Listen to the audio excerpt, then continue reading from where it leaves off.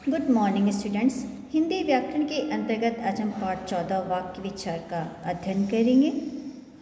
निम्नलिखित वाक्यों को ध्यानपूर्वक देखते हैं। जिस तरह मनुष्य में जीवन है उसी तरह वृक्षों में भी जीवन होता है। जब देश स्वतंत्र हुआ तब इसकी जनसंख्या 36 करोड़ थी। मनुष्य को अच्छा जीवन किस प्रकार बिताना चाहिए यह धर्म ही बताता है। हर धर्म जियो और जीने दो का ही संदेश देता है। उपर्युक्त सभी कथन हमारे मुख से निकलने वाली ध्वनियाँ हैं। ये ध्वनियाँ सार्थक हैं। इनमें पदों का व्यवस्थित क्रम है, अतः ये वाक्य हैं। वाक्य निर्माण के लिए आवश्यक शर्तें निम्नलिखित होती हैं। पहली बात, वाक्य में शब्द होने चाहिए। दूसरी बात, वे शब्द अर्थ देने वाले होने चाहिए, यानी जो वाक्य में शब्द हैं वो सार्थक होने चाहिए, अर्थ देने वाले होने चाहिए। तीसरी बात, उन शब्दों में व्यवस्था होनी चाहिए। चौथी बात, यह व्यवस्थित शब्द क्रम उचित अर्थ देने वाला होना चाहिए। अतः हम कह सकते हैं कि वाक्य पदों का ऐसा व्यवस्थित समूह है जो एक अर्थ देता है। कभी कभी अर्थ एक दो शब्दों में भी मिल जाता है, लेकिन वास्तविकता यह है कि वहाँ पूर्वापर संबंध के कारण ही हमें अर्थ का बोध होता है। जैसे अगर प्रश्न पूछा जाए, क्या तुम वहाँ गए थे? और इस प्रश्न का उत्तर अगर दिया जाए, नहीं। असल में इस नहीं में यही कहा गया है कि नहीं, मैं वहाँ नहीं गया था। वाक्य के पूर्ण होने पर पूर्ण विराम प्रश्नसूचक चिन्ह का प्रयोग होता है। वाक्य की पूर्णता विराम चिन्हों के बिना भी अधूरी होती है। इस प्रकार वाक्य केवल अर्थपूर्ण पदों का व्यवस्थित समूह ही नहीं है, उनमें कुछ और तत्व भी होते हैं। एक पूर्ण विचार को व्यक्त करने वाला व्यवस्थित पद समूह वाक्य कहलाता है। फिर से देखिएगा, एक पूर्ण विचार को, एक अपनी तरह से पूरे विचार को व्यक्त करने वाला व्यवस्थित पद समूह जो होता है उसे ही वाक्य कहा जाता है। वाक्य में कुछ आवश्यक तत्व होते हैं, जानते हैं उन तत्वों के बारे में।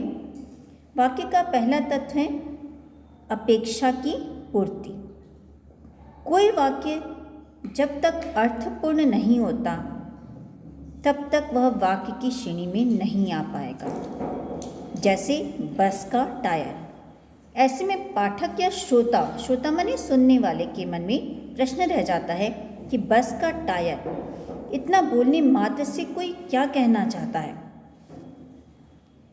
बस का टायर पंचर हो गया है, अगर इसकी जगह ये कहा जाए तो पंचर हो गया है, ये लगाते ही जो वाक्य है उसका अर्थ स्पष्ट हो जाता है।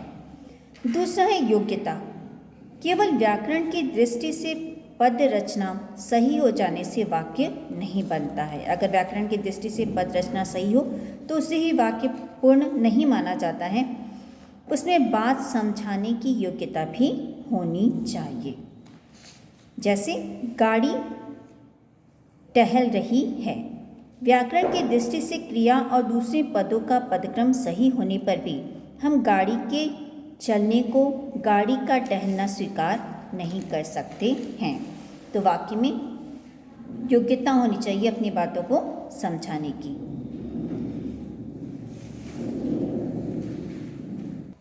एक अन्य उदाहरण है, अच्छा मोहन तुम यह आइसक्रीम चर लो।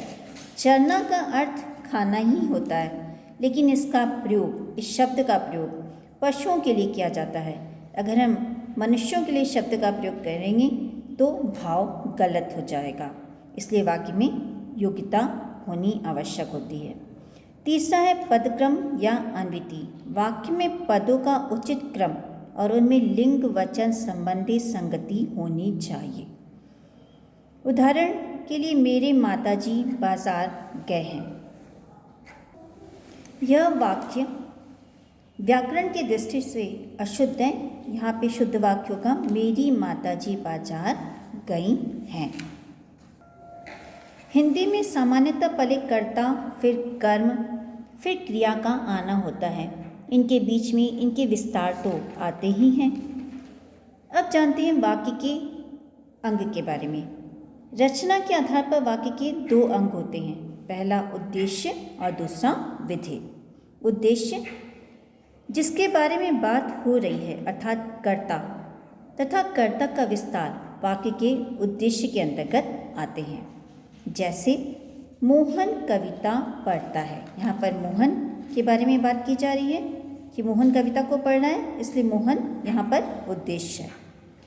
मेरा भाई मोहन कविता पढ़ता है, यहाँ पर मेरा भाई मोहन ये उद्देश्य है, यहाँ पर उद्देश्य का विस्तार किया गया है। तो उद्देश्य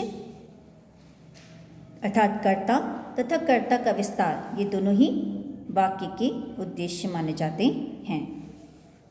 कुछ अन्य उदाहरण हैं। सूरज चमक रहा है, यहाँ पर सूरज उद्देश्य है। गाय घास चर रही है, यहाँ पर गाय उद्देश्य करता है। कुत्ता सो गया है, यहाँ पर कुत्ता जो है वो करता है।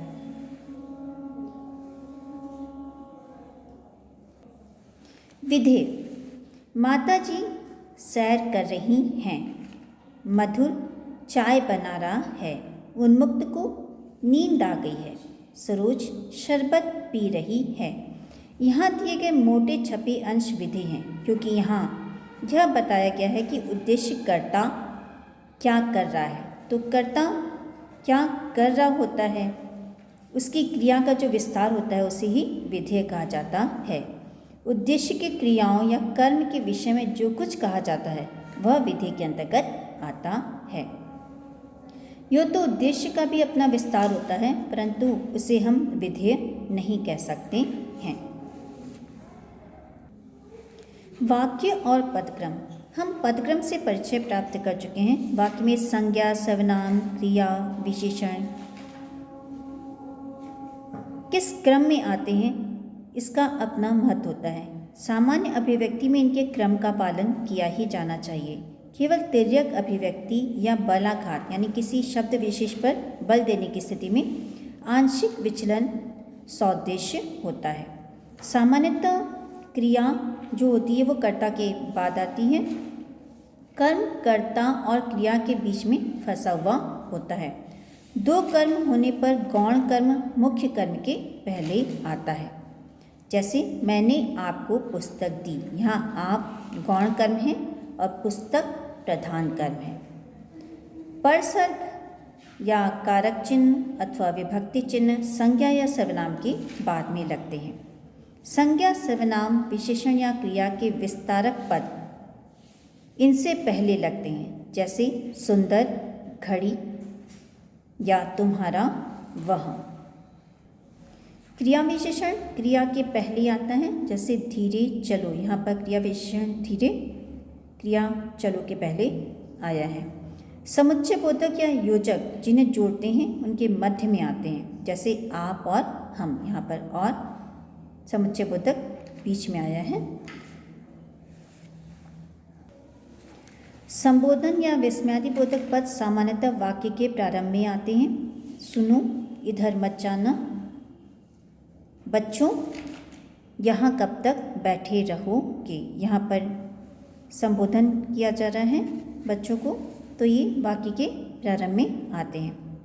एक अन्य उदाहरण है, वाह क्या कमाल किया है तुमने। यहाँ पर विस्मयादिबोधक चिन्ह का प्रयोग किया गया है। तो विस्मयादिबोधक और संबोधन ये दोनों वाक्य के प्रारंभ में आते हैं। निपात का प्रयोग जिन शब्दों पर बल देना हो उसके बाद ही होता है। जैसे आप भी यहीं आ गए, तुम्हें भी आना है। बच्चों, आज का पाठ मैं ही समाप्त करती हूँ। इसके आगे का पाठ मैं आपको अगले वीडियो में समझाऊंगी।